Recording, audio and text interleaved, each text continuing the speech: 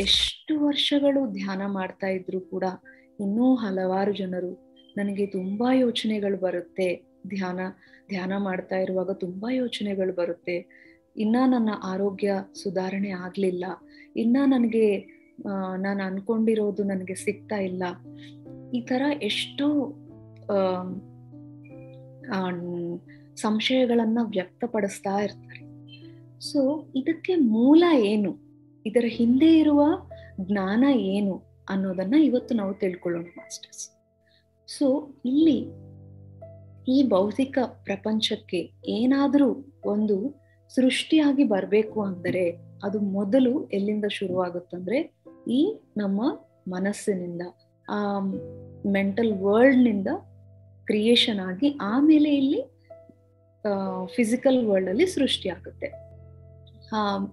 ಏನಾದ್ರೂ ಸಹ for example ಒಂದು ಉದಾಹರಣೆ ತಗೊಂಡ್ರೆ ನಿಮಗೆ ಅರ್ಥ ಆಗೋದಕ್ಕೆ ಸುಲಭವಾಗಿ, ಈಗ ನಾವು ಒಂದು ಮನೆ ಕಟ್ಬೇಕು ಅನ್ಕೊಂಡಿದೀವಿ, ಹಾಗೆ ಮನೆ ಬಂದ್ಬಿಡಲ್ಲ.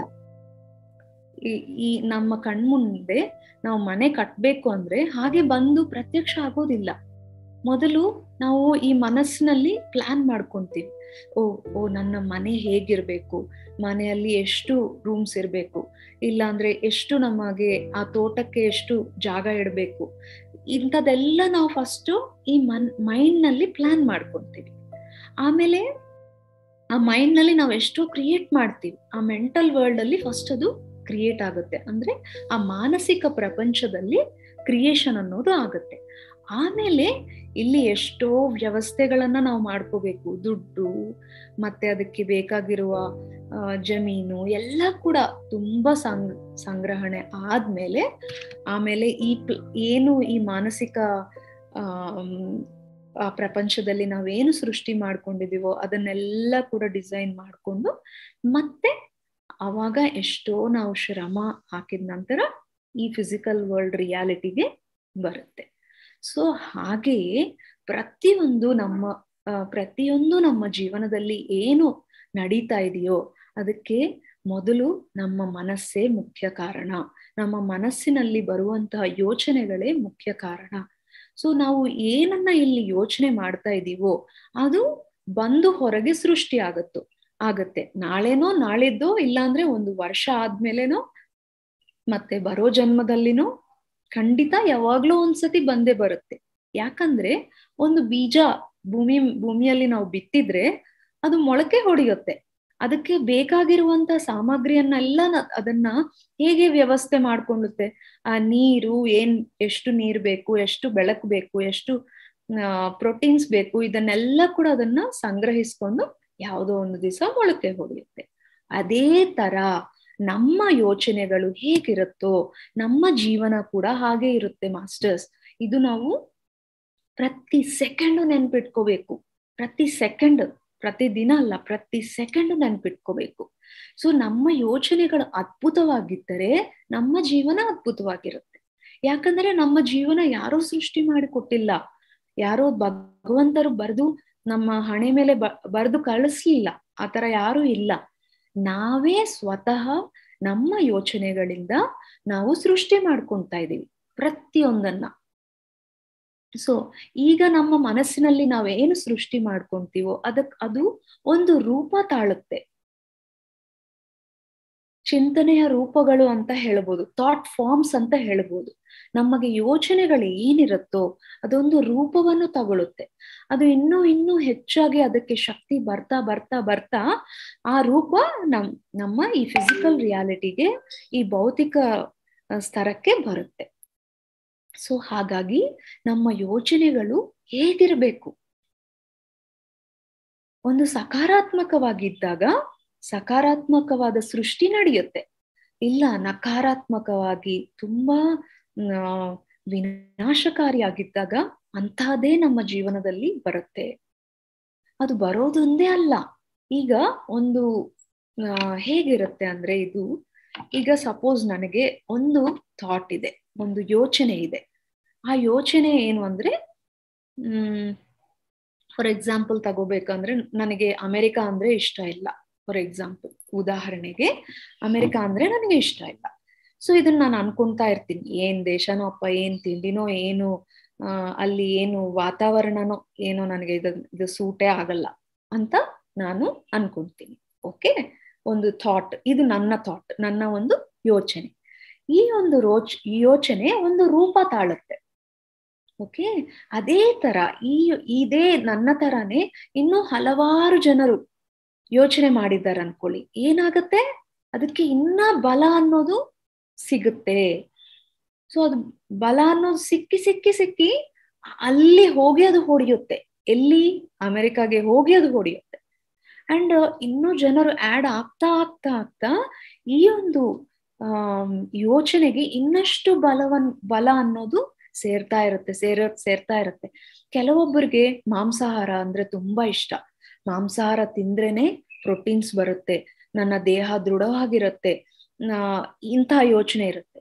ಇಂತಹ ಯೋಚನೆ ಇರೋರು ತುಂಬಾ ಜನ ಇರ್ತಾರಲ್ವಾ, ಅವರೆಲ್ಲರದು ಸೇರಿ ಆ ಒಂದು ರೂಪ ಅನ್ನೋದು ಸ್ಟ್ರಾಂಗ್ ಆಗುತ್ತೆ. ಸ್ಟ್ರಾಂಗ್ ಆಗಿ ಅದು ಅಂದ್ರೆ ಇನ್ನ ಬಲವಾಗಿ ಆ ಒಂದು ಯೋಚನೆಯ ರೂಪ ಬಲವಾಗಿ ಅದು ಬಂದು ಈ ಪ್ರಾಣಿಗಳನ್ನ ಇನ್ನ ಹಿಂಸೆ ಕೊಡ್ತಾ ಇರುತ್ತೆ, ಇನ್ನ ಹೆಚ್ಚು ಜನರು ಮಾಂಸ ತಿನ್ನುವಂತೆ ಪ್ರೇರೇಪಣೆ ಮಾಡ್ತಾ ಇರುತ್ತೆ. ಸೊ ಆ ತರ ರೂಪ ತಾಳ್ತಾ ಇರುತ್ತೆ ಮಾಸ್ಟರ್ಸ್. ನಮ್ಮಲ್ಲಿ ನೆಗೆಟಿವ್ ಥಾಟ್ಸ್ ಇದ್ರೆ, ಒಂದು ನಕಾರಾತ್ಮಕವಾದ ಆಲೋಚನೆಗಳು, ಭಯಂಕರವಾದ ಆಲೋಚನೆಗಳಿದ್ರೆ, ಅಂತಹವುಗಳೇ ನಮ್ಮ ಕಡೆ ಅಟ್ರಾಕ್ಟ್ ಆಗುತ್ತೆ. ಇವಾಗ ಏನೋ ಒಂದು ಯೋಚನೆ ಬರುತ್ತೆ, ನಮ್ಮಲ್ಲಿ ಅದೇ ಯೋಚನೆ ಇದ್ರೆ, ನನ್ಗೆ ಇಲ್ಲಿ ಊಟ ಸಿಗ್ತಾ ಇದೆ ಚೆನ್ನಾಗಿ ಅಂತ ಬಂದು ಕೂರ್ಬಿಡುತ್ತೆ.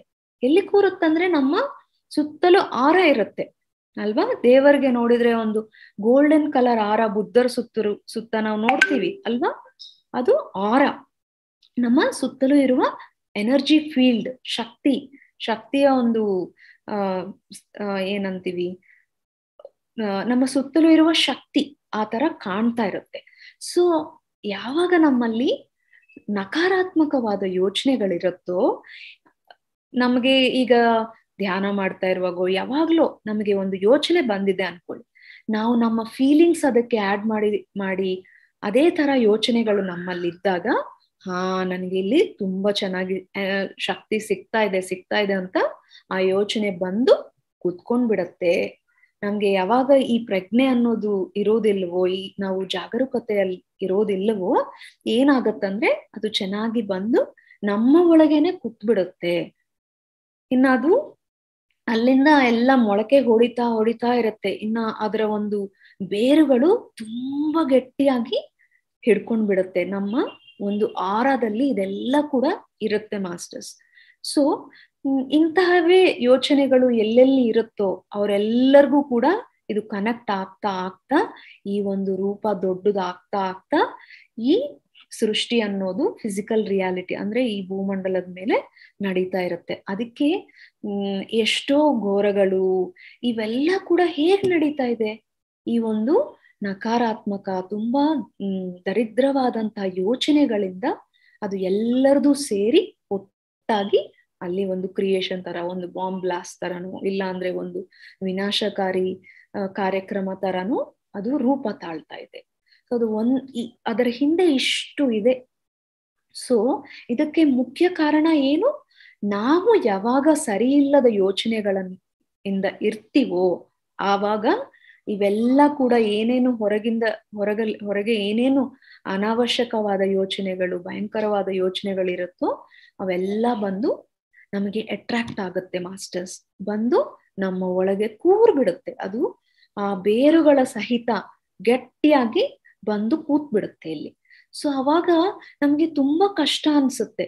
ಅವೇ ಯೋಚನೆಗಳು ತಿರುಗಿ ಬರ್ತಾ ಇರುತ್ತೆ. ಅವಾಗ ಏನಾಗುತ್ತೆ, ನಾವ್ ಇನ್ನಷ್ಟು ಶಕ್ತಿ ಅದಕ್ಕೆ ಆ ಯೋಚನೆಗಳಿಗೆ ಕೊಡ್ತಾ ಇರ್ತೀವಿ. ಆ ಯೋಚನೆಗಳು ಸರಿ ಅಲ್ಲದ ಯೋಚನೆಗಳು ಏನ್ ಮಾಡುತ್ತಂದ್ರೆ ನಮ್ಮ ಒಳಗೆ ಕೂತು ನಮ್ಮ ಶಕ್ತಿಯನ್ನೆಲ್ಲ ಹೆಣ್ಬಿಡ್ತಾ ಇರುತ್ತೆ.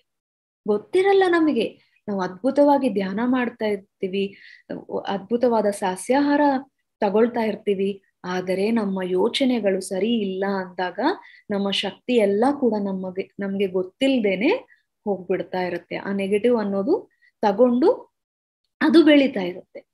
ಅದು ಎಲ್ಲಾ ಕಡೆ ಹರಡುತ್ತಾ ಇರುತ್ತೆ, ಇನ್ನೂ ಬಲವಾಗ್ತಾ ಇರುತ್ತೆ, ಇನ್ನೂ ನಮ್ಮ ಆರದಲ್ಲಿ ಕೂತಿರುತ್ತೆ.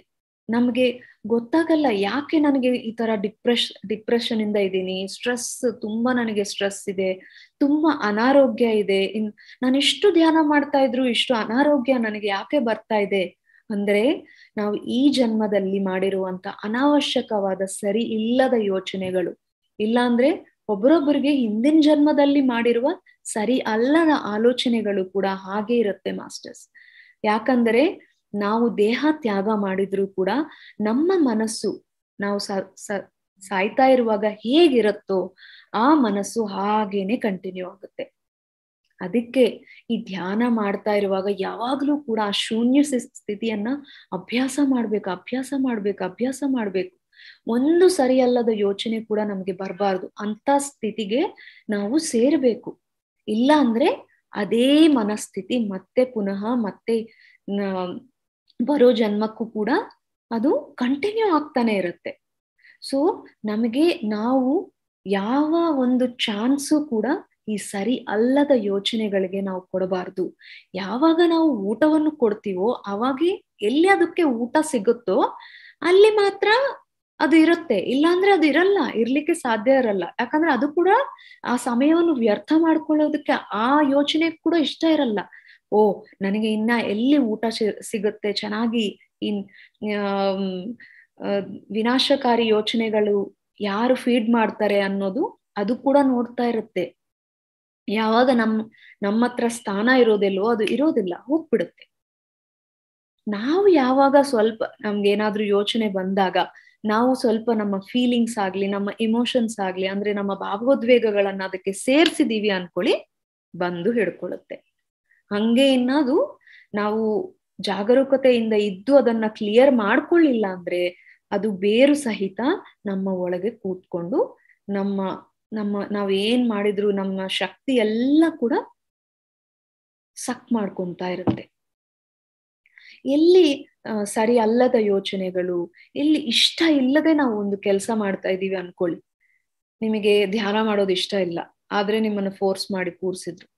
ಎಲ್ಲಿ ಇಷ್ಟ ಇರೋದಿಲ್ಲವೋ ಫೋರ್ಸ್ ಇರುತ್ತೋ ಅಲ್ಲಿ ಆ ಶಕ್ತಿ ಅನ್ನೋದು ಸಕ್ಕಾಗ್ತಾ ಹಿಂಡ್ಕೊಂತಾ ಹೋಗುತ್ತೆ. ಆ ನೆಗೆಟಿವ್ ಅನ್ನೋದು ಸಕ್ ಮಾಡುತ್ತೆ ನಮ್ಮ ಶಕ್ತಿಯನ್ನೆಲ್ಲ ಕೂಡ. ಅದಕ್ಕೆ ಪ್ರತಿಯೊಂದು ಕೆಲಸವನ್ನು ಚಿಕ್ಕದಾಗ್ಲಿ ದೊಡ್ಡದಾಗ್ಲಿ ಇಷ್ಟಪೂರ್ವಕವಾಗಿ ಮಾಡಿ ಅಂತ ಹೇಳೋದು ಯಾಕೆ? ನಮ್ಗೆ ಯಾವ ಒಂದು ಕೆಲಸ ನಾವು ಇಷ್ಟ ಇಲ್ಲದೆ ಮಾಡ್ತೀವೋ ಅಲ್ಲಿ ನಮ್ಮ ಶಕ್ತಿ ಎಲ್ಲ ಕೂಡ ನಾವು ವೇಸ್ಟ್ ಮಾಡ್ಕೊಂತ ಇದೀವಿ, ಕಳ್ಕೊಂತ ಇದೀವಿ. ಎಷ್ಟೋ ಕಷ್ಟಪಟ್ಟು ಅವ್ರ ಇಷ್ಟಪಟ್ಟು ಎಷ್ಟೋ ನಾವು ಅದ್ಭುತವಾದ ಆ ವಿಶ್ವಶಕ್ತಿಯನ್ನ ಪಡೀತಾ ಇದ್ದೀವಿ. ಆದರೆ ನಮಗೆ ಯಾವಾಗ ಜಾಗರೂಕತೆ ಇರೋದಿಲ್ಲವೋ, ಯಾವಾಗ ನಮ್ಮ ಯೋಚನೆಗಳು ಸರಿ ಇರೋದಿಲ್ಲವೋ ಅವಾಗ ನಾವು ನಮ್ಮ ಈ ಅದ್ಭುತವಾದ ಶಕ್ತಿಯನ್ನೆಲ್ಲ ಕೂಡ ನಾವು ಕಳ್ಕೊಂತಾ ಇದ್ದೀವಿ. ಅದಲ್ಲದೆ ನಮ್ಮನ್ನು ನಾವು ವೀಕ್ ಮಾಡ್ಕೊಂತಾ ಇದ್ದೀವಿ. ತುಂಬಾ ಜನರಿಗೆ ಡಿಪ್ರೆಷನ್ ಬಂದ್ರೆ ಡಾಕ್ಟರ್ಸ್ ಹತ್ರ ಹೋಗ್ತಾರೆ.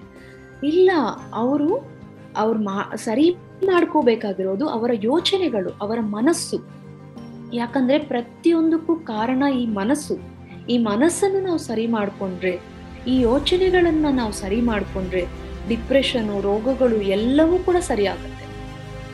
ಯಾವಾಗ ನಮ್ಮಲ್ಲಿ ಅದ್ಭುತವಾದ ಆಲೋಚನೆಗಳು, ಉನ್ನತವಾದ ಆಲೋಚನೆಗಳು, ಒಂದು ಖುಷಿ ಕೊಡುವಂತ ಆಲೋಚನೆಗಳು, ಇನ್ನೊಬ್ಬರಿಗೆ ಸಹಾಯ ಮಾಡುವಂತಹ ಆಲೋಚನೆಗಳು, ಇನ್ನೊಬ್ಬರಿಗೆ ಎಂಕರೇಜ್ ಮಾಡುವಂತಹ ಆಲೋಚನೆಗಳು, ಇನ್ನೊಬ್ಬರ ಒಂದು ಅಂದವನ್ನು ಹೇಳುವಂತಹ ಆಲೋಚನೆಗಳು. ಎಷ್ಟು ಬ್ಯೂಟಿ ಇದೆ ನಮ್ಮ ಸುತ್ತಲೂ, ಪ್ರಕೃತಿಯಲ್ಲಿ ಎಷ್ಟು ಅಂದ ಇದೆ. ಯಾವಾಗಲೂ ನಮ್ಮ ಮಾತುಗಳು, ನಮ್ಮ ಆಲೋಚನೆಗಳು ಆ ತರ ಇದ್ದಾಗ ಈ ಅನಾವಶ್ಯಕವಾದ ಯೋಚನೆಗಳು ನಮ್ಮಿಂದ ಹೊರಗೆ ಹೋಗ್ತಾ ಇರುತ್ತೆ. ಆದರೆ ಪ್ರತಿಯೊಂದಕ್ಕೂ ಕೂಡ ಮುಖ್ಯವಾಗಿ ನಾವು ಮಾಡಬೇಕಾಗಿರೋದು ಧ್ಯಾನ. ಈ ಸರಿ ಇಲ್ಲದ ಒಂದು ಅನಾವಶ್ಯಕವಾಗಿರುವಂತಹ ಈ ಥಾಟ್ ಫಾರ್ಮ್ಸ್ ಏನಿರುತ್ತೋ, ಈ ಜನ್ಮದಾಗ್ಲಿ ಹಿಂದಿನ ಜನ್ಮದಲ್ಲ ಇರೋದಾಗ್ಲಿ, ನಾವು 1 ಗಂಟೆ ಧ್ಯಾನ ಮಾಡಿದೀವಿ ಅನ್ಕೊಳ್ಳಿ, ಒಂದು 500 ಥಾಟ್ ಫಾರ್ಮ್ಸ್ ಅದು ಬ್ಲಾಸ್ಟ್ ಮಾಡುತ್ತೆ. ಸರಿಯಾಗಿ ನಾವು ಧ್ಯಾನ ಮಾಡಿದ್ರೆ, ಶ್ವಾಸದ ಮೇಲೆ ಗಮನ ಇಟ್ಟು ನಾವು ಧ್ಯಾನ ಮಾಡಿದ್ರೆ ಆ ಅನಾವಶ್ಯಕವಾದ ಯೋಚನೆಗಳನ್ನು ಕ್ಲಿಯರ್ ಮಾಡುತ್ತೆ. ಆದ್ರೆ ನಾವು ಮತ್ತೆ ತುಂಬಿಸ್ಕೋಬಾರ್ದು. ಅದು ಗಮನದಲ್ಲಿಡ್ಬೇಕು.